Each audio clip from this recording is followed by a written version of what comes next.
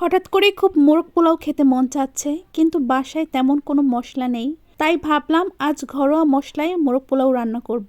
দেখি না খেতে কেমন হয়। আলহামদুলিল্লাহ খুবই মজার হয়েছে। রেসিপিটা আপনাদের সাথে শেয়ার করছি। মোরগ পোলাও রান্না করার জন্য আমি প্রথমে কিছু মশলা একসাথে মিক্স করে নিচ্ছি। একটা বাটিতে দিয়ে দিচ্ছি 2 চা চামচ বাদাম বাটা, আমি চীনা বাদাম ব্যবহার করেছি।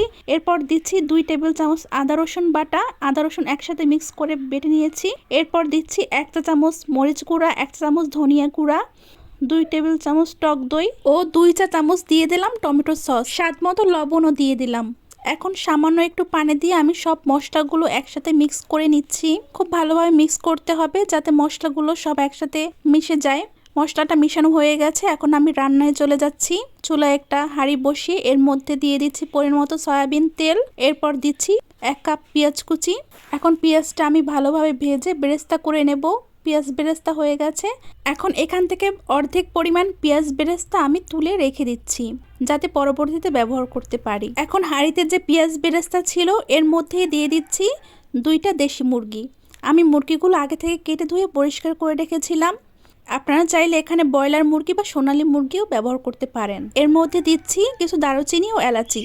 এখন ওই তেলের মধ্যে 3 থেকে 4 মিনিট মাংসগুলো একটু ভেজে নেব। মাংসগুলো ভাজা হয়ে গেছে, এর মধ্যে সেই তৈরি করে রাখা মশলাগুলো দিয়ে দিচ্ছি। আমি এখানে যে মশলাগুলো ব্যবহার করেছি এই মশলাগুলো স্বাভাবিকভাবে সবার বাসায় থাকে। এরপর একটু নেড়ে দিচ্ছি যাতে মাংসটা মশলার সাথে ভালোভাবে মিশে যায়। এখন দিচ্ছি সামান্য একটু পানি যাতে মশলাটা পুড়ে না যায়। এখন কিছু সময় রান্না করে ভালোভাবে মাংসটা একটু কষিয়ে নিচ্ছি। এরপর ঢাকনা দিয়ে ঢেকে 7 থেকে 8 মিনিট অপেক্ষা করছি। 8 মিনিট পরে ঢাকনাটা তুলে নিচ্ছি। মাংসটা কষে তেল একদম উপরে উঠে এসেছে। এই পর্যায়ে দিয়ে দিচ্ছি 1 কাপ গরুর দুধ। এই গরুর দুধটা দেওয়ার চেষ্টা করবেন, তাহলে টেস্টটা কিন্তু অনেক ভালো আসবে। আমি যেহেতু কম বয়সী মুরগি ব্যবহার করেছি তাই মাংসটা সিদ্ধ হওয়ার জন্য আমার আর কোনো পানি দেওয়ার প্রয়োজন নেই। এখন একটু সবকিছু একসাথে ভালোভাবে নেড়েচেড়ে দিচ্ছি। এভাবে আমি 7 থেকে 8 মিনিট মাংসটা রান্না করে নেব, যাতে মাংসটা সিদ্ধ হয়ে যায় আর ঝোলটাও যেন শুকিয়ে যায়। মাংসটা সিদ্ধ হয়ে গেছে। এ পর্যায়ে দিয়ে দিচ্ছি 2 পট পোলাওয়ের চাল। চালটা আমি আগে থেকে ধুয়ে পানি ঝরিয়ে রেখে দিয়েছিলাম। এখন এই মাংস ও মশলার মধ্যে চালগুলো 5 থেকে 6 মিনিট ধরে খুব ভালোভাবে ভেজে নিচ্ছি। যত ভালোভাবে ভাজা হবে পোলাওটা ততই ঝরঝরে হবে। ভাজতে ভাজতে যখন একটু শন শন শব্দ হবে এ পর্যায়ে চালটা ভাজা হয়ে গেছে। এখন দিচ্ছি 4 পট ফুটন্ত গরম পানি। আমি যে পটের 2 পট চাল দিয়েছি ঠিক ওই পটেরই 4 পট পানিটা দিয়ে একটু নেড়ে দিচ্ছি। এখন দিচ্ছি কয়েকটা কাঁচামরিচ। এতে কাঁচামরিচের খুব সুন্দর একটা ফ্লেভার আসবে। এরপরে আমি লবণটা চেক করে স্বাদমতো লবণও দিয়ে দিলাম। এখন ঢাকনা দিয়ে ঢেকে বলক আসা পর্যন্ত রান্না করে নিচ্ছি। বলক চলে এসেছে, ঢাকনা তুলে নিচ্ছি। এখনও অনেকটা পানি আছে।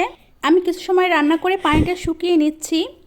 পানিটা চালের গায়ে গায়ে লেগে আসা পর্যন্ত রান্না করে নিচ্ছি। 5 থেকে 6 মিনিট হাই হিটে রান্না করার পরে পানিটা প্রায় চালের গায়ে গায়ে লেগে এসেছে। চালটাও 60%-এর মতো সিদ্ধ হয়ে এসেছে। এখন উপর থেকে একটু পেঁয়াজ বেরেস্তা দিয়ে দিচ্ছি। এই পর্যায়ে পেঁয়াজ বেরেস্তা দিলে পরবর্তীতে নেড়ে দেওয়ার সময় একদম পোলাওয়ের সাথে মিশে যাবে। এখন ঢাকনা দিয়ে ঢেকে 10 থেকে 15 মিনিটের জন্য দমে রেখে দিচ্ছি। 15 মিনিট পর ঢাকনাটা তুলে নিচ্ছি। এরপর একটু নেড়েচেড়ে দিচ্ছি। পানিটা একদম শুকিয়ে গেছে আর চালটাও খুব সুন্দরভাবে সিদ্ধ হয়ে গেছে। পোলাওটা একদম ঝরঝরে হয়েছে। এরপরে আমি ঢাকনা দিয়ে ঢেকে আরও 5 মিনিটের জন্য দমে রেখে দিচ্ছি। 5 মিনিট পরে পোলাওটা এখন আমি সার্ভ করে নেব। আলহামদুলিল্লাহ পোলাওটা রান্না খুবই মজার হয়েছে। আপনারা বাসায় এভাবে সবাই একবার রান্না করে খেয়ে দেখবেন, খুবই ভালো লাগবে। আজকে এ পর্যন্তই। আল্লাহ হাফেজ।